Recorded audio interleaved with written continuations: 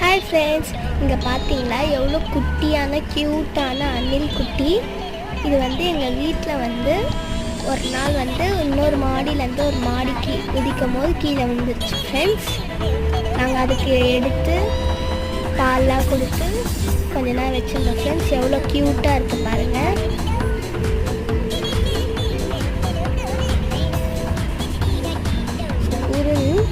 குட்டி ஸ்கூல் எவ்வளோ க்யூட்டாக அழகாக இருக்குது பாருங்கள் ஃப்ரெண்ட்ஸ்.